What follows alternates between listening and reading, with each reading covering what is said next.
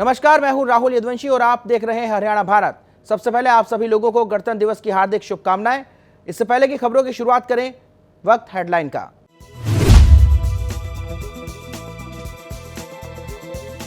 Tractor parade में हिंसा के बाद गृह मंत्रालय में हुई बैठक, दिल्ली में अतिरिक्त सुरक्षा बलों की होगी तैनाती।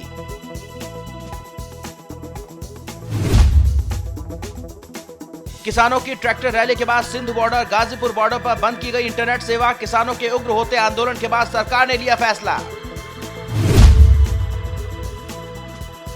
फरीदाबाद में किसानों और पुलिस के बीच झड़प के बाद धारा 144 लागू, पुलिस ने 2 दर्जन से अधिक लोगों पर की कार्रवाई। दिल्ली में लाल किले पर हुए हंगामे की बीजेपी सांसद ने की निंदा, कहा किसानों के शांतिपूर्ण आंदोलन में असामाजिक तत्वों ने खराब कर दिया माहौल। डेरा मुखी गुरमीत राम रहीम ने अपनी मां के नाम लिखी चिट्ठी में रहीम ने जेल से जल्द बाहर आने की जताई उम्मीद। हरियाणा भारत में अब खबरें विस्तार से। दिल्ली में किसानों के उग्र आंदोलन के बाद Singhu border, Ghazipur border, Tikri border, Mukarba Chowk और नागलोई में रात 12 बजे तक के लिए इंटरनेट सेवाएं बंद कर दी गई हैं। दरअसल किसान 26 जनवरी को गणतंत्र दिवस की परेड के बाद ट्रैक्टर रैली निकालने वाले थे, लेकिन किसानों की रैली उग्र हो गई, जिसमें किसानों और पुलिस के बीच हिंसक झड़प हो गई, जिसके बाद सरकार ने इंटरनेट सेवाएं बंद कर दी।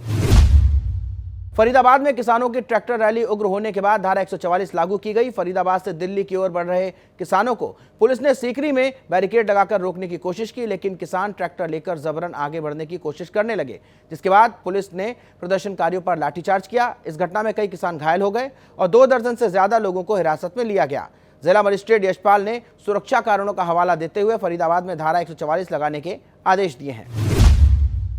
चलिए खबरों में आगे बढ़ते हैं। ट्रैक्टर परेड में हिंसा के बाद गृह मंत्रालय में हिंसा को लेकर बैठक आयोजित की गई, जिसमें कई अधिकारी शामिल हुए। दिल्ली में सुरक्षा के हालात पर यह बैठक हुई। मंत्रालय ने आंदोलन को लेकर कई दौर की बैठकें की, जिसमें गृह मंत्रालय और दिल्ली पुलिस ने विशेष टीम और इसके साथ साथ दिल्ली एनसीआर के अधिकारियों से जानकारी भी ली गई। वहीं गृह सचिव अजय भल्ला ने गृह मंत्री अमित शाह को दिल्ली हिंसा की जानकारी दी। रुख करते हैं अगली खबर का।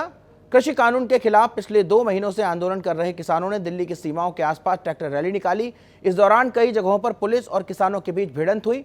पुलिस की ओर से आंसू गैस के गोले छोड़े गए। इस बीच किसान पुलिस को चकमा देते हुए लाल किले तक पहुंच गए और लाल किले की प्राचीर पर किसानों ने झंडा अपना फहरा दिया यह झंडा वहां फहराया गया जहां 15 अगस्त को देश के प्रधानमंत्री तिरंगा झंडा फहराते हैं।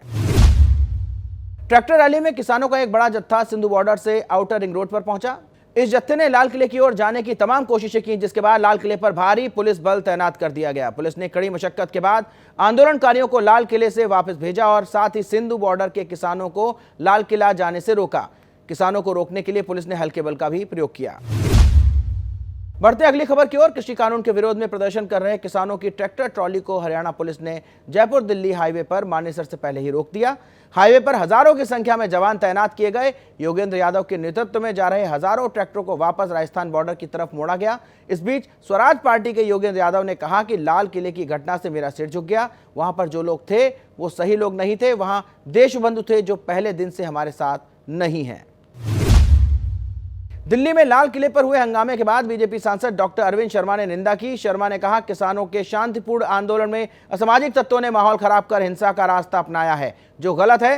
हिंसा से किसी भी समस्या का समाधान नहीं हो सकता। सांसद ने कहा जिस तरह से असामाजिक तत्वों ने लाल किले पर झंडा फहराया है वह गलत है और यह एक तरह से देश का अपमान है। रोहतक जिले की सुनारिया जेल में बंद डेरा मुखी गुरमीत राम रहीम ने एक बार फिर अपनी मां और डेरा अनुयायियों के नाम चिट्ठी लिखी है। इसमें राम रहीम ने जल्द जेल से बाहर आने की उम्मीद जताई है। चिट्ठी में राम रहीम ने लिखा, अगर ईश्वर ने चाहा तो वह जल्द जेल से बाहर आकर मां का इलाज करवाएगा। ईश्वर ने जल्द चाहा तो मैं जल्द ही आऊंगा और अपनी मां का इलाज करवाऊंगा।